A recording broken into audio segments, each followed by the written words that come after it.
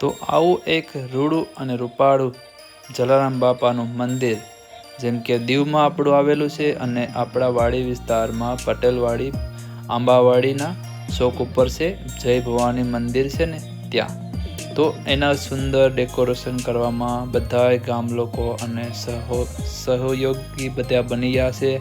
અને જેમ કે બધા વડીલોએ બહુ જ મહેનત કરી છે, આખી રાત અને દિવસ એક કરી દીધા છે.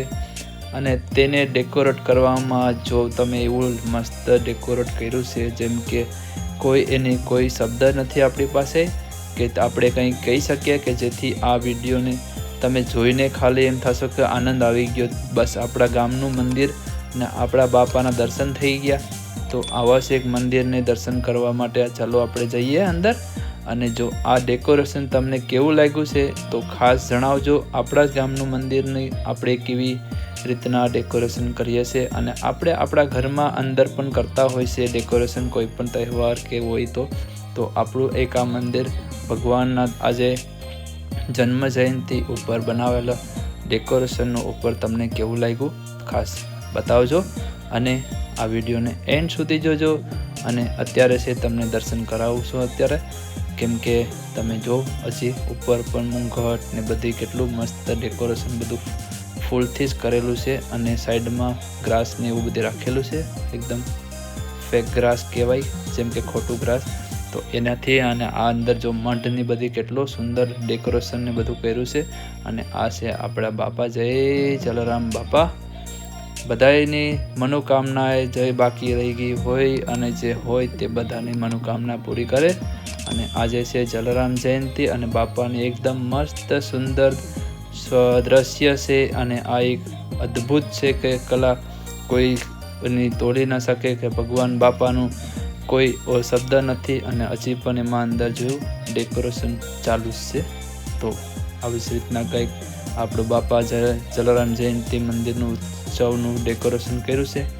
અને ફૂલ માળાથી આખો શોખ કહેવાય કે શણગારી દીધો છે. મંદિર તો છોડી દીધું, મંદિર તો આખું કરી નાખ્યું છે રિપેર, પણ આખો શોખ પણ જેમ કહેવાય કે બહાર સુધી એને આખું ડેકોરેશન કર્યું છે. અને આખા શોખની ફરતે બાપાને લગતી બધી વસ્તુઓના ફોટા પણ લગાવવામાં આવેલા છે.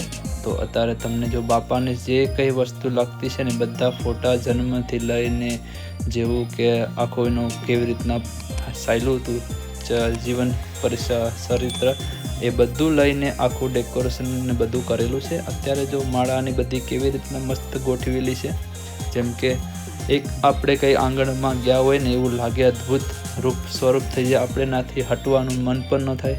એવી રીતના જો મહાદેવની પણ એવી રીતના ડેકોરેશન કરેલું છે બધાને. અને બાકીના બધાએ મૂર્તિઓને બધાનું ડેકોરેશન ને બધું છે. અને અહીંયા છે રામાપીર બાપાનું મંદિર છે.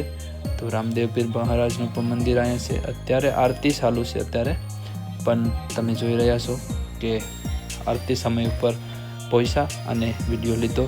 અને અહીંયા છે મા અંબેનું મંદિર.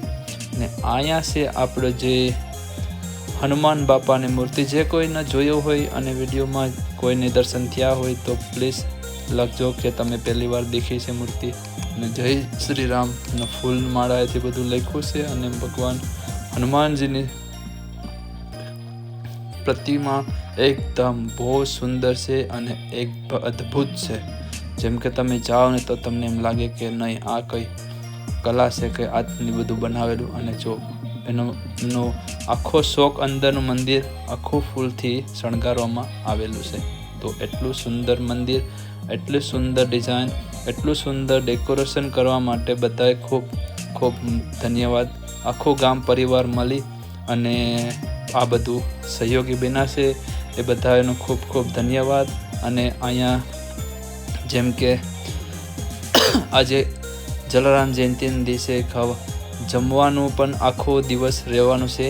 તો આજે છે રાત અને કાલે છે જલારામ બાપાનું જન્મ જયંતિ. તો સવારના એકદમ મોટા પાયેથી લેવામાં આવશે બધાના દર્શન. તો ફરવા માટે નીકળ્યા છે અત્યારે જલારામ બાપાનું બધું લઈને. તો અત્યારે જલારામ બાપાને આખી પાલખી લઈને ગામમાં ફેરવે છે અને જેમ કે ગામમાં ફેરવતા આપણે જશું પછી છેલ્લે પાછા મંદિરે. તો ગામમાં અત્યારે છે ને બધા ગામમાં જેટલા દેવી દેવતાઓના મંદિરો છે તો એમના મંદિરો બધાને દર્શન ધજા અને વાસ્તે ગાસ્તે બધામાં ગામમાં ફેરવવામાં આવશે. તો અત્યારે જો ત્યાંથી આવી ગયા છે ખોડિયાર માતાના મંદિર ઉપરથી. જેમ કે પટેલવાડી ચોકના અંદર ખોડિયાર માતાનું મંદિર છે, ત્યાં પૈસા છે નાથી બસ બધા નીકળે છે હવે. તો અત્યારે જાય છે બાપાના મંદિરે.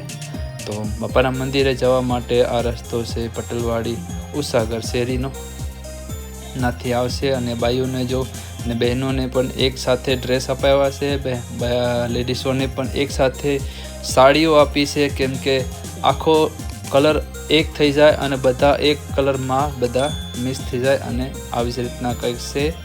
વિડીયોને એન્ડ સુધી જોજો અને આ વિડીયો એકદમ મસ્ત બનવાનો છે અને તમે જોશો કે વિડીયો એન્ડ સુધી જરૂર જોજો. ને વિડીયોને છે તમે જરૂર જોજો અને કોઈને મોકલજો પણ, કે જેથી કરીને કોઈને મળ્યો હોય નહીં. ને ગામનો આ એક વિડીયો આપણો છે